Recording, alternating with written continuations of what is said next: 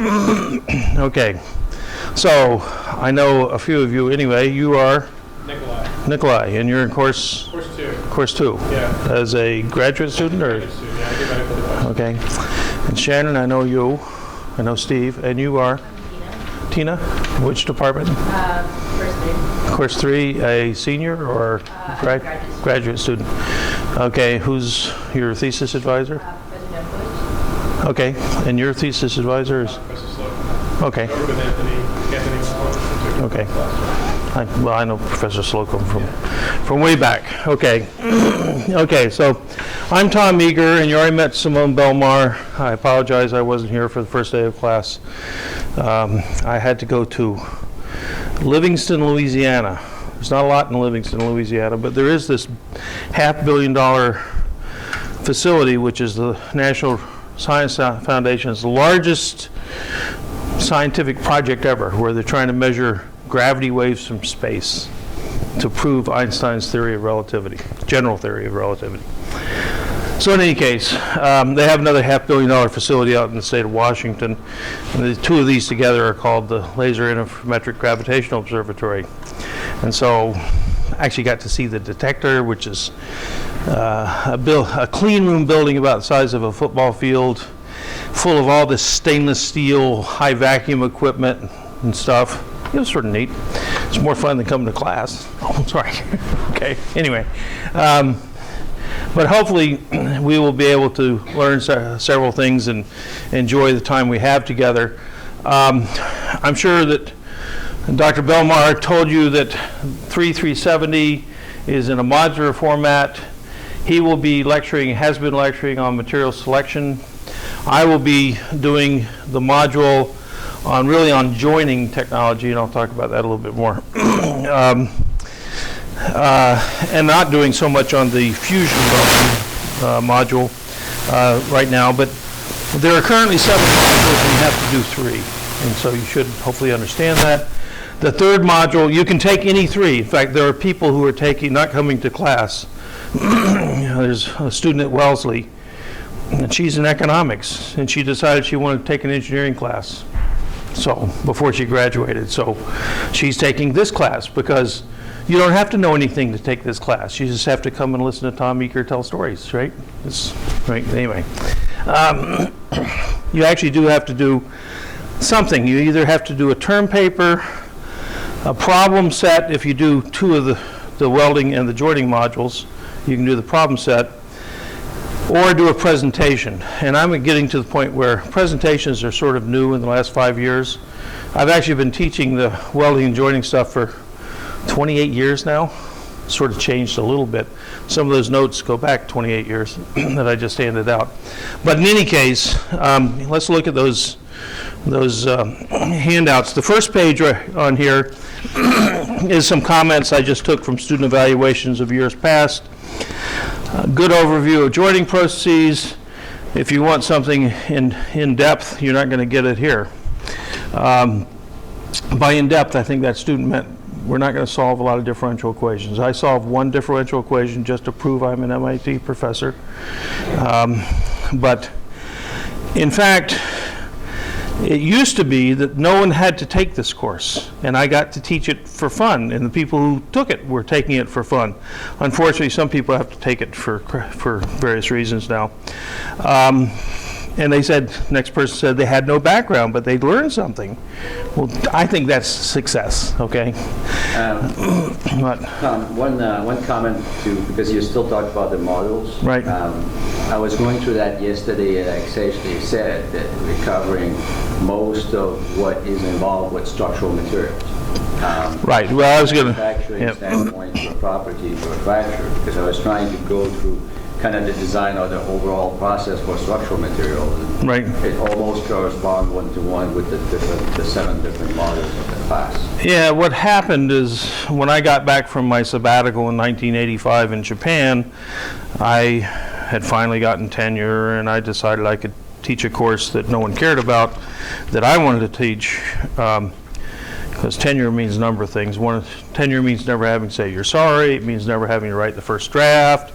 It means you get to actually start teaching something you like as opposed to what you're assigned. So anyway, I started teaching welding and joining because that was my research area. But it turns out a few years ago, Professor Hsu was chairman of the graduate committee, and he came to me and said, Tom, we want you to teach more than just welding and joining. And so Dr. Bellmeyer and I have been adding modules on various things, and I think he's told you what the modules are. You need to figure out which modules you want to take. You already took one of these versions, right? Yep. So you could take the course twice. It now has numbers of 3370, 3371, and 3372, fall, spring, and summer. So you can take it twice, and if we ever get up to 12 modules, you can take it 4 times if you want to hear my stories multiple times. But they change a little, you know. It's sort of like one of these video games that can have different endings or something, or you know, mysteries or something. You can pick out Use different the same example for different things. That's right. So anyway, you can read some of these things about that. The next thing, actually, for this module and the next module on welding, I actually did produce a thick syllabus. I mean, what it is, I went through and outlined my notes once upon a time. So this was back when it was 337. And then I actually went through and gave you a whole list of all the handouts. This is back when I was trying to be diligent and all this other stuff. The next thing in here is, there's my World Trade Center paper, which we probably won't go over. But the next thing, chapter 16. If you really like doing problem sets, there is a 10 problem set at the back of this starts on page 16-29. This was supposed to be chapter 16 in a book that was being written by the mechanical engineering department 20 years ago. It turns out they never wrote the book. But I wrote my chapter. And actually, when they went and sent it out for review, my chapter was the only one that got a good review.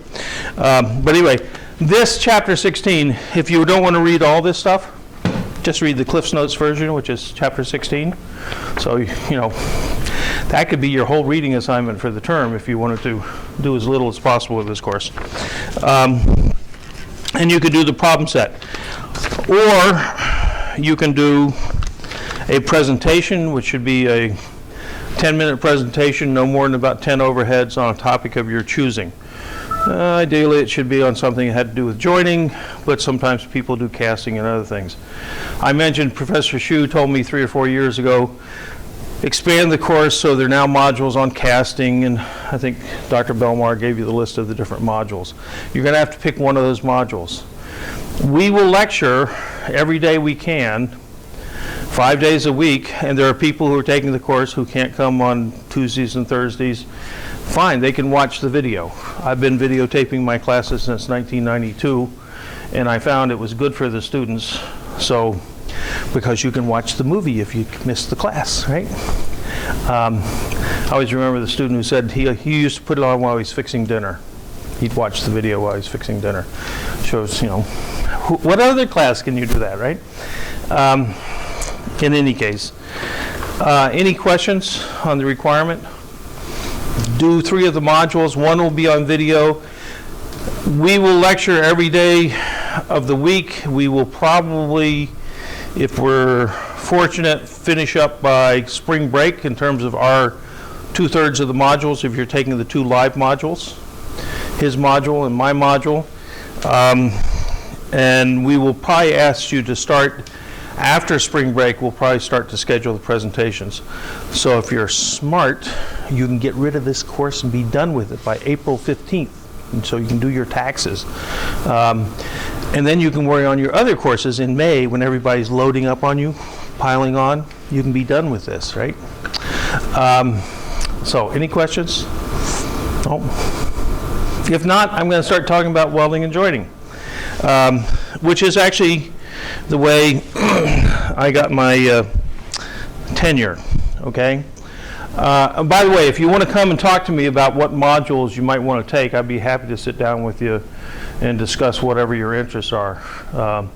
You said you're working with Professor Debkowitz and you're with Professor Slocum, and so if there's something in your thesis or something, and I think I've talked to Shannon about things before, so anyway, but I'm happy to talk with any of you to help you pick modules. And Steve, you don't have a whole lot of choice. You're kind of stuck doing 3 out of 4, right? Because you already did 3. Anyway, you must do 3 out of 7. Welding and joining. Why bother to study welding and joining? Well, that's a good question, because the way they used to control what courses you would take in the materials department is they had something they called a general exam. And I had to go through this. I had to take the general exam. But even when I was a graduate student, I used to call it the specific exam, because it wasn't a general exam where they could ask you any question from anywhere in the field of materials. You knew that certain professors would always write questions for the general exam, and if you took their course, it was easy to answer the question. The only problem with that is when I took the general exams, I remember my thesis advisor's thesis advisor was John Wolfe, and he had the office that I'm in right now. And I knew they had graded the exam, and I went down.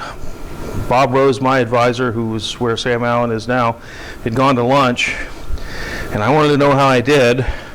So I knock on Professor Wolfe's door and I say, "Excuse me, Professor Wolfe, what do you want?" He was an old German, crusty guy. I said, I was wondering if you could tell me if you know the results of the general exam. He says, "Pass by the skin of your teeth," which you have to understand. Passed was all I was interested in. Skin of the teeth didn't matter a whole lot, okay? But in fact, I passed by the skin of my teeth. One of the reasons I did is there was a question on casting. And I answered that as if, and I had taken Professor Fleming's course. I answered that question as if Professor Fleming's had written the question. But in fact, Professor Russell had written the question, and so I just bombed the question because I gave Fleming's answer to Russell's question. That's why I call them the specific exams. If you would take a particular course, you could, set of courses, you could pass the exam. And that's why I have somewhat contempt for the whole general exam process. But I got through it, and many of you will go through it, and you will also learn to have contempt for the process. In any case, I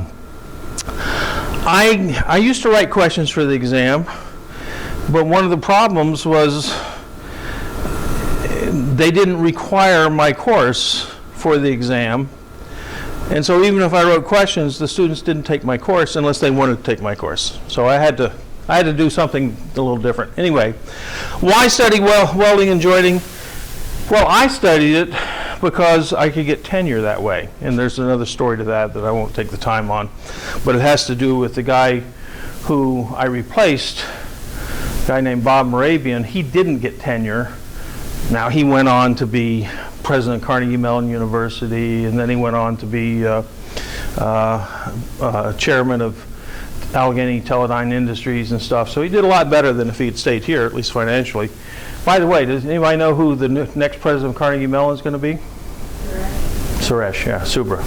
You know how Chris Shue got that information?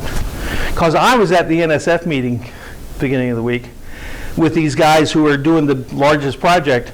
They got that information to me, and I gave it to Professor Shue the other day. So, but anyway, so it hasn't really been widely disseminated yet, but it is public. Anyway, why study welding and joining? One thing is it's integrative. Virtually everything you've ever learned in any subject, art, science, physics, chemistry, civil engineering, mechanical engineering, materials engineering, ocean engineering, you can apply a lot of these things to welding and joining. And I actually enjoyed doing it as a way to get my tenure because I could work on anything I wanted. Okay?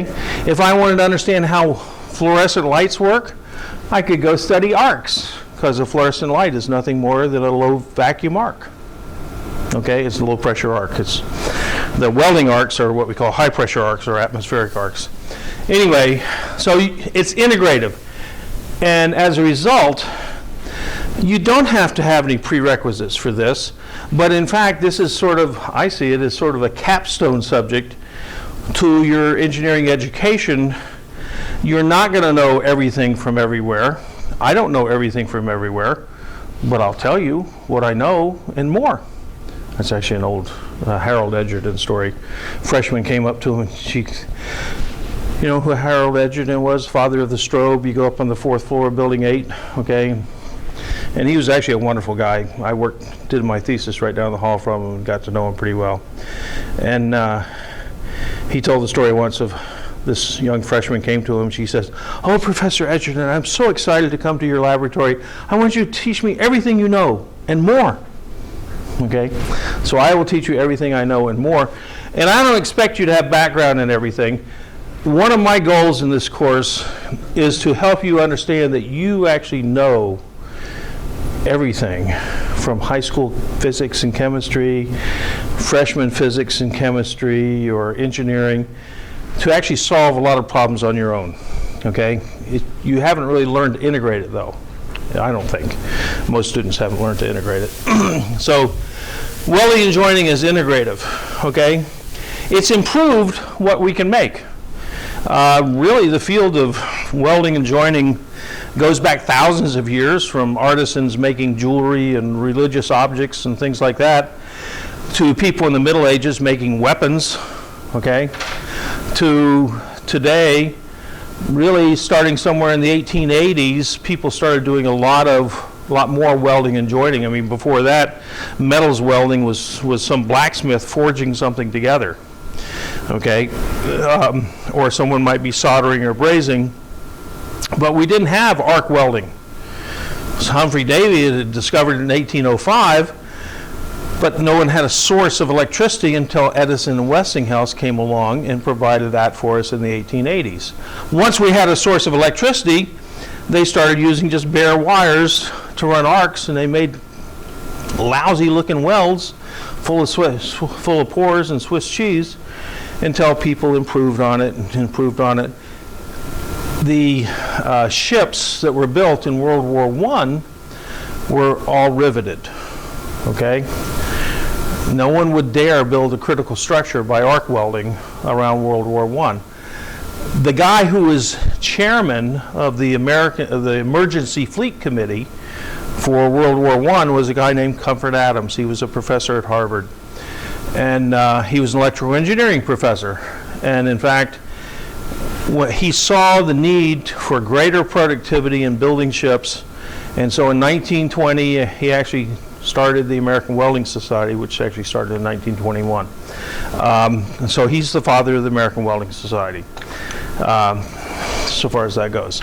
But it's improved the size of what we can build, okay? Can you imagine building a nuclear reactor with an 8-inch thick wall and having to rivet it together? Okay? Couldn't be done. So you can build larger things. It's reduced the cost. Those old riveted structures had a certain reliability all their own, and a lot of them are still standing, but they were a lot more expensive per ton or per bridge foot or building story or whatever metric you want to use. It's reduced the cost of things. And in general, it's improved the reliability in life.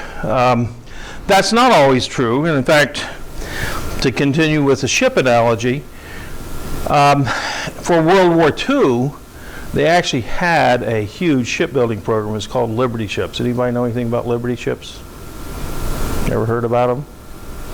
Okay, well, here's the report issued in July 1946 on the design and methods of construction of welded steel merchant vessels. So just like in 1917, when Comfort Adams was asked to head a committee to build ships to get the boys over there, as they remember the song from 1917, over there, oh, the Yanks are coming. Anyway, so the Yanks actually had to go not only to Europe, but they had to go all over the Pacific, and so they built Liberty ships. They call them Liberty and T1 tankers. Oops, I just hit the wrong button, sorry. So this is the report, because they had a number of failures, and I'll show you some of the failures. But the total number of ships that they built in World War II was 4,694.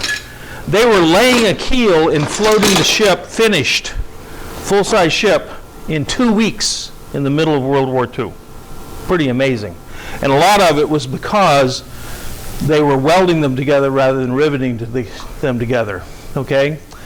The total number of ships reporting casualties was 1,442, okay? That's a pretty high, 25% is more than 25%, almost a third. It's pretty high. Total number of fractures, there's actually more than one fracture per ship. And these are not small fractures, these are big fractures. And in fact, what some of these things look like, there's the famous picture, if you study fracture mechanics, of the Schenectady sitting at harbor, and it had a crack, went all the way around, and they didn't sail that one out in the ocean. However, they did sail some ships, like the S.O. Manhattan, did make it out into the ocean, and it did the same thing. And so after World War II, the U.S. Navy commissioned a study to try to understand why these ships were failing. And it's partly because they were welded as opposed to riveted. Can anybody figure out why you get a crack that goes all the way around if you weld, whereas with a riveted ship, the cracks don't go all the way around? Pardon me? No, it wasn't redundancy. It has to do with cracks tend to run all the way to the end of the plate. And if you have a weld that's continuous, the crack goes all the way around. There's nothing to stop the crack once it starts to run. Okay? Turns out most of these cracks started at welding defects.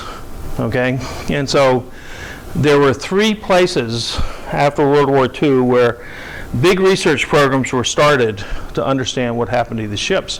One was a guy named Richard Weck, who became Sir Richard Weck, was riding his bike from Cambridge through a town called Abington, close to Cambridge, and he found some land there, and he decided he wanted to build what used to be called the British Welding Institute. Now it's called the Welding Institute, and short of the former Soviet Union, it's become the largest welding research center in the world. And they studied, Richard Weck funded it. A guy who replaced him as president of it, Richard Weck, was just a jerk. I mean, he's passed away now, but why not say bad things about people who are dead and can't fight back? But Alan Wells actually was doing the research on brittle fracture of these ships. And Alan was a great gentleman, okay? Wrote a letter from my tenure, too. But Alan Wells was a wonderful man, and he became head of the British Welding Institute. The other place that was important in all this was the U.S. Navy Naval Research Lab. And there was a guy, Pellini, who did all the work down there, and we'll talk about Pellini at some point.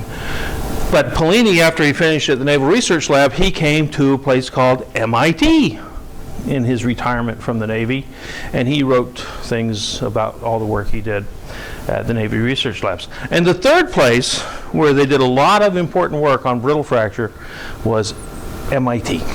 Okay? Morris Cohen and Ben Averback had projects to look at brittle fracture of steel. So most of what we know about brittle fracture of steels came originally from those 3 places. Okay? As a result of going from riveted to welded ships, okay, historically. There are other important things. In 1930, the first really critical structure made by welding, arc welding, was, they called it the Big Inch Pipeline. It was a 30-inch pipeline that went from Louisiana to New Jersey. It was the first all-welded pipeline. And this was a gas pipeline, or maybe it might have been an oil pipeline, I don't remember. Anyway, but you know, people were concerned if this thing breaks, you know, what's going to happen? Before that, if they had pipelines, they didn't go that far.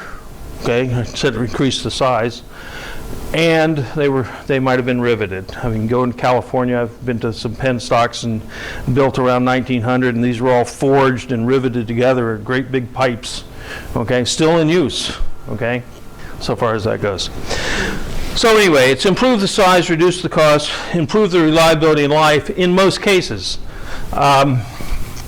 There's a relatively new process called friction stir welding. It's been developed by invented sort of at the British Welding Institute in the late 70s. And someone started a firm and they were going to build a small business jet by friction stir welding aluminum and titanium. And I thought, ooh, I don't know if I like that. Because see what happened to the Liberty ships? If you get a crack started in the fuselage of a friction stir welded jet, which might reduce the cost, okay, it's not as good when you can have your crack on the S.O. Manhattan in the middle of the North Atlantic and most of the people can get their lifeboats, but when you're up there flying in the air and you get a crack and it runs all the way around, it's not a good day for the pilots and passengers, okay? So it turns out, fortunately, that company went bankrupt before they came out with it, but generally it's improved the reliability in life. You don't have the crevice corrosion that you have in joints, and it's allowed you to build things at higher stress levels and things like that. Okay, another reason why welding is important, it's ubiquitous. What's ubiquitous mean? No one knows what ubiquitous means? It's everywhere. Exactly. Did you get that from your Latin or what? No, it means it's everywhere. And what I always like to say, think of the largest standalone product that can be used that doesn't contain a joint. Now, it's not a chair, because look at all the joints in that chair. It's not a table. So what can you come up with? Typically, students would come up with needles or a nail. A what? An I-beam. Well, an I-beam is not really useful in and of itself, but it's okay. Okay, yeah, an I-beam is pretty good. I mean, Frank McClintock, who is a professor of mechanical engineering, used to talk about this 20 years ago, and this really started bothering him. And so he thought about it and thought about it for a while. We were on a trip together to Idaho to go to the national lab out there. He finally came up to, he said, an anvil, okay? Came up with an anvil, right? Yeah. So over the years, students have come up with various things. And you can talk about things. The largest single manufactured product that doesn't stand alone, it's just a paperweight by itself, but the largest casting in the world, which is then later turned into a forging, is a 700,000 ton chunk of steel that's cast to 700,000 tons, and then it's forged, and then it's machined, and it's a generator rotor for a large electrical utility. It's not standalone because otherwise, it's without all the copper windings and everything, it's just sort of a big paperweight. But you know, that's the heaviest single product I know that doesn't have a joint. Okay. Now, in fact, I was asked when I went to work for Bethlehem Steel in the 1970s to figure out how to take two forgings and weld them together, because the heat treatment technology to make that generator rotor forging, there were only two places in the United States that could do it. U.S. Steel, Bethlehem Steel. There was one place in Japan, one place in France, and there were some places in the former Soviet Union, but back then it wasn't the former Soviet Union, it wasn't part of the free world, and so we couldn't get it there. And the growth of electricity was so fast that we were going to exceed the capacity. And even in the mid-70s, to replace those heat treatment and machining centers to build these to work with these 700-ton castings was going to cost $2 billion for the manufacturing plant. So they wanted to know, well, could we take some of our smaller plants and weld the two forgings together? Well, now you're talking about welding two pieces that are like 3 or 4 foot square weld, right? It's not an easy problem, and I didn't bother to solve it for him. I left and came here. No, it turns out other things came along that changed the technology, and they got around and didn't need to do that. But why did those facilities exist? They existed because the U.S. government built them at the beginning of the 20th century to make battleship gun barrels, which are long tubular things that need to be heat treated. No company would ever have invested in that type of manufacturing equipment based on generator rotor forging. It wasn't a big enough business. Once you had the facility and someone else had paid for it, and they no longer needed battleship gun barrels, they found another use for it, was to make generator rotor forgings. But we never could have grown the electricity business that we have today if we hadn't started out building battleship gun barrels. And those facilities still exist, but we don't use them as much. It's ubiquitous. You can go to very small things like semiconductor chips. So this is a, what do you call this? I can't remember right now. Anyway, but this is a semiconductor chip. It's a practice chip from Intel from like almost 20 years ago. And I think I have one of them that in here that actually has it was the original Pentium from, no, looks like I've lost, oh, here's my original Pentium. It's got a little ink dot on it to show it's a bad Pentium chip.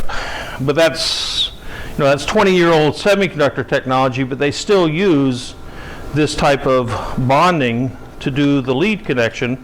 You've got about 400 leads going in and out of that chip. So that's all part of bonding technology, and we will talk about that in this module this semester. So I sometimes say it's ubiquitous from chips to ships. Anyway, it applies to all manufactured products, and even some of the simplest products. I mean, one student said a frying pan. Well, now I have to ask what type of frying pan. If it's an aluminum frying pan, you don't have aluminum handles. They conduct heat too well, right? So they usually rivet on a plastic handle or something. If it's a cast iron frying pan, yeah, okay, that's single, no welds. But even a milk jug has got a joint in it, blow molded plastic, but then it's got a mechanical joint to, you got to be able to get in there somehow. Another reason we like to worry about when we're talking about manufacturing is joining is a relatively large fraction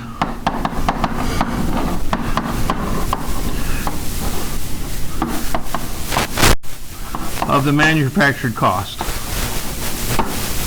And that's really manufactured cost. Okay, why is that? When I say relatively large fraction, I think Dr. Belmar gave you some data the other day that, what was this aircraft thing you had in your slide, that the material cost of that component was 3%? Yes. And if you will go through it, this was the whole life cycle cost. But just the manufactured cost, my kind of rule of thumb, and it's actually in this paper, which you can pass around. This is when I used to teach material selection. Now he's teaching material selection, but just like I had chapter 16 was my Cliff Notes version of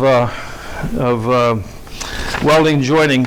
This 5-page or 4-page document is Tom Eager's material selection condensed.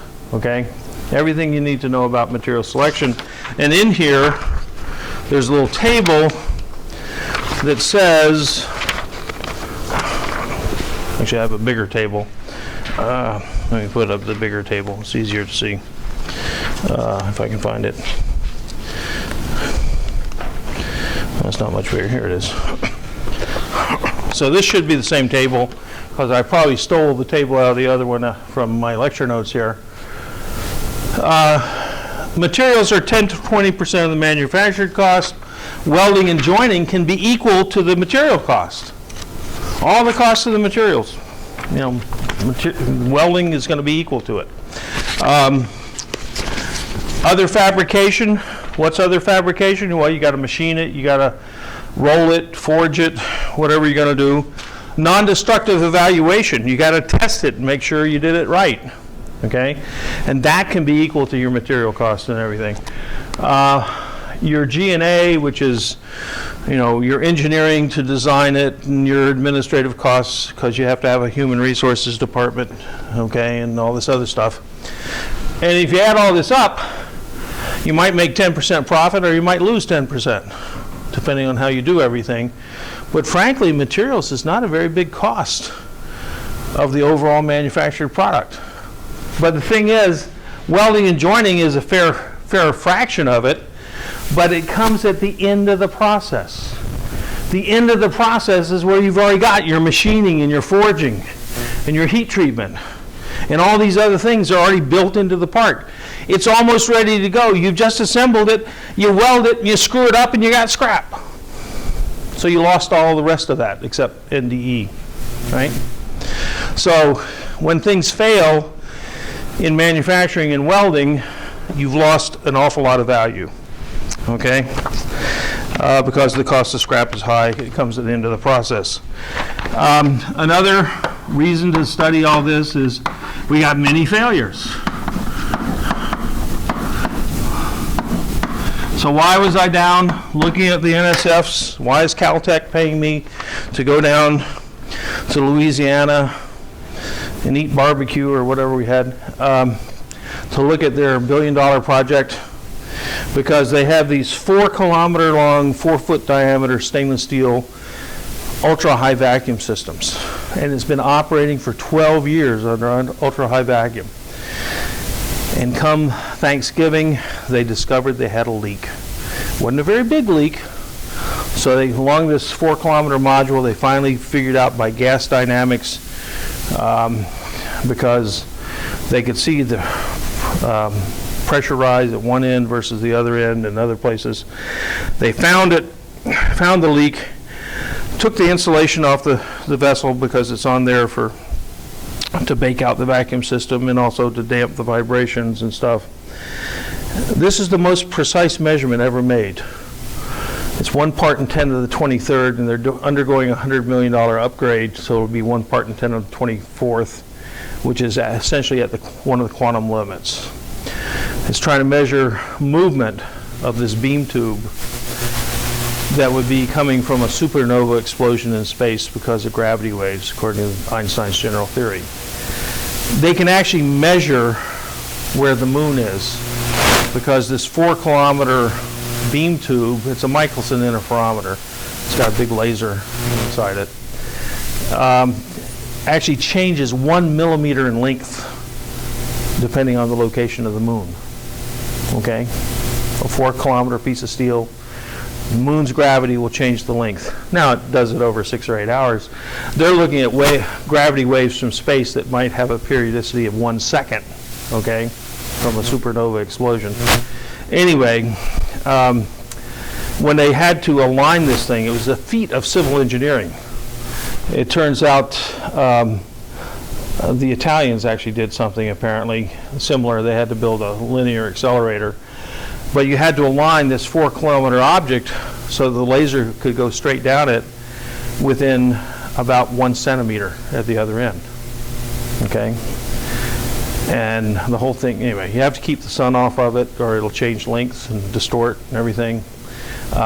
Turns out they didn't lay it horizontal with the ground because the curvature of the Earth changes by 4 inches when you go from one end to the other. You actually they had to account for the fact that they had to account for the curvature of the Earth when they built this thing. So why am I down there? Well, Professor Latavison, who used to be here in corrosion, they found the leak, and what was in the leak? Some mice had built a nest, and they had been urinating and defecating on the stainless steel, and the stainless steel corroded.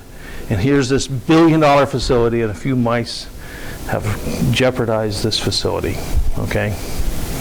And so I have some of the world's top physicists who are hoping to win the Nobel Prize, and they are now worrying about the social behavior of mice, okay, as part of their trying to win the Nobel Prize. Anyway. Yesterday I spoke about the little pressure vessel for the tomato paste. Yeah. Had a bunch of stress corrosion crack on the outside from chlorides in the insulation. Oh yeah? On tomato paste can? I haven't heard that story. It was a food processing plant. It's one of your jobs. Oh no, okay, that wasn't. It was yes. Actually, it was manwich. It was they were making manwich. Okay, but it was actually in the steam boiler. Yeah. They had a hot water tank that was 304 stainless steel, and it was covered with insulation, and they got corrosion under the insulation because they had to go in there and clean. It's a food plant, and they had to go in and clean it with Clorox and everything else. And what's better to destroy the corrosion protection of stainless steel than Clorox, an oxygenating chloride environment? Yes, okay, so you told them about that, okay, yes. It was manwich, not tomato paste. I may have told you tomato paste, but anyway. This is tomato paste with spices. They cost 3 times as much. Anyway, okay. So it's a relatively large fraction of the overall cost. Many failures.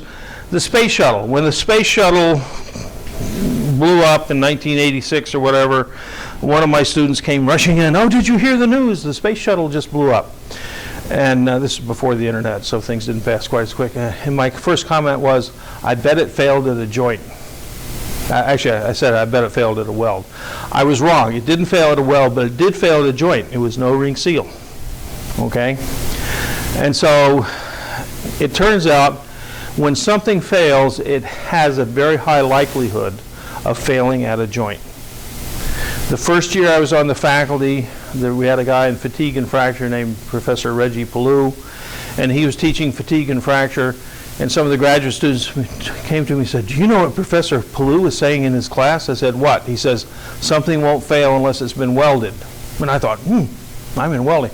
And then I thought, another 5 seconds, I said, oh, I will have a job for the rest of my life, okay? Because they will fail if they've been welded. Why do they fail at the welds?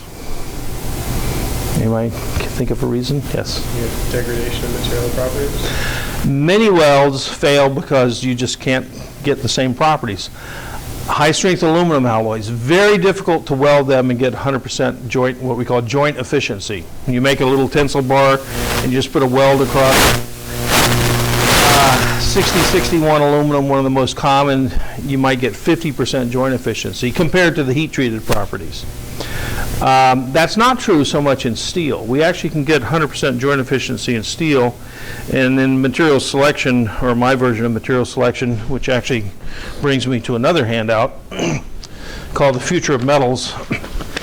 Back in the early 90s, everybody was telling, well, the ceramists were telling the world that everything would be made of ceramics in the future. And in fact, in the beginning of the world, okay, and Shannon could attest to this, she's in archaeology, everything was made out of ceramics. I mean, they made pottery and they made, things like that. But, and cement a few years later. But we got away from ceramics, and one of the reasons we got away from ceramics is it's got lousy fracture toughness, okay? And the ceramists didn't understand that. This was the 1980s, right? What did they know about fracture toughness in the ceramics business in 1980 or 85? Actually, they knew nothing, and that was sort of the tragedies. But they spent hundreds of millions of dollars. They were trying to build all ceramic engines, internal combustion engines. And all of us in the metals business said, huh? It made no sense, but they were getting all the research money. Oh, well, we don't have any corrosion. You don't? Okay. Actually, ceramics do corrode, okay? All it takes a little chloride, and most of the ceramics are toast. And the critical flaw size is about, smaller than the width of a piece of paper. Anyway, where was I going with all of that? I will talk a lot about metals, and if you look at this article on the future of metals, you'll see that 95 pounds out of 100 pounds of metal made in the world is steel. And you already started talking about some of that, didn't you? Okay. Well, I just talked in general that steel was great for manufacturing, for joining. It's cheap, it's easy to weld, relatively easy to weld, and you can get 100% joint efficiency. So joint efficiency is one thing. Another reason they tend to fail at welds is because welds are usually placed at the most highly stressed location of the structure. Think about it. You put them at the corners, right? Well, that's the easiest place to put them. Now, it turns out in aluminum, we don't put the joints at the corners. We actually put nodes and knuckles and things in there. And so we actually will tend to move the welds away from the corners and the edges and stuff. I talked about gusset plates. Oh, you talked about gusset plates. Okay, so you use gusset plates, okay, and you use longer welds because you can't get 100% joint efficiency. Then you can get the equivalent of structural 100% efficiency by using gusset plates. On a gusset plate, if you have a tube, a tubular joint, so here's my tube, and I want to join it to another tube. I actually will put a slot in it. Okay, I'll put my slot in the top, and I'll have a gusset plate, and I just cut a slot in the tube, and the gusset plate might look like this. Let me do it like this. And if I want to have another tube like this coming in, I have another gusset plate, and I can have that length of weld along the edges of that slot on the tube. I get tremendous length of weld on the overlap.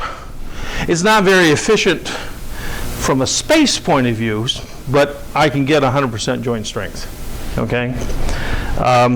If you go out here to MIT's, used to have, the physics department had something called millstone, and they gave this great big radar dome thing to the, who they give it to? Oh, they gave it to the Air Force. They gave it to MIT, had it as a physics experiment, kind of ran out its course.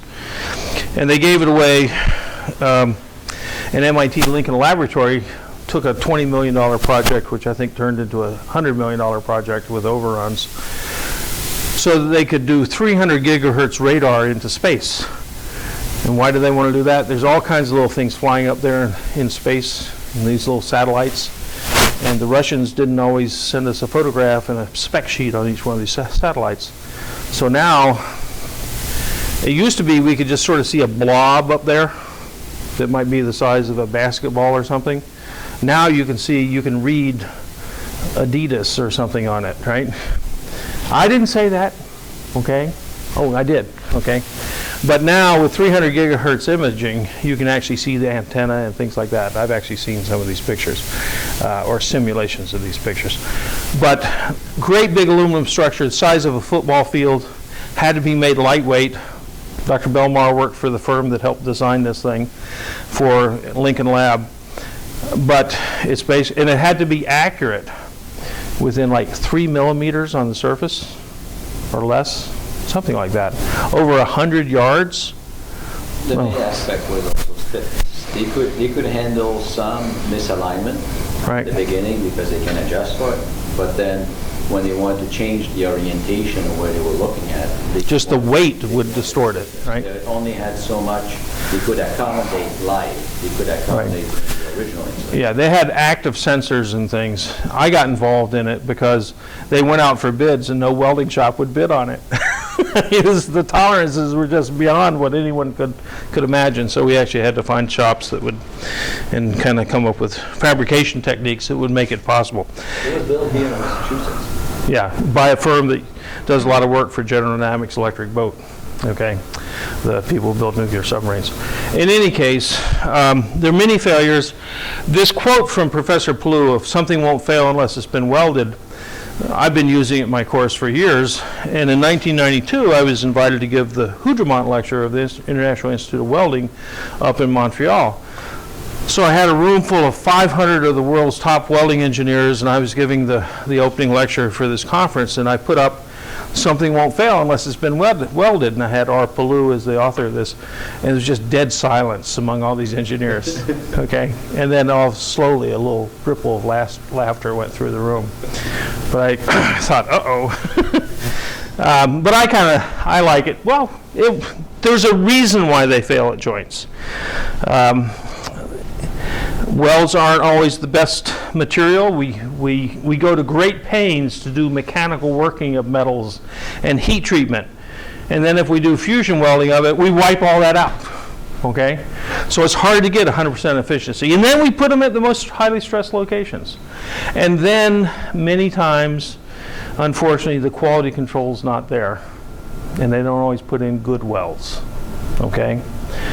And I was just talking to a welding engineer the other day and said, you know, we generally know how to do it. It's usually someone, we know how to do it, but the people actually doing it don't always know how to do it. So they screw it up, and that's why I got a job, okay? I think we've kind of run out of time. I will finish up tomorrow with the last couple of things on why we need to study welding, and then we'll get into cold welding and space environments and things like that. So if you have any questions, stop me. I'd much rather tell a story than follow my lecture outline.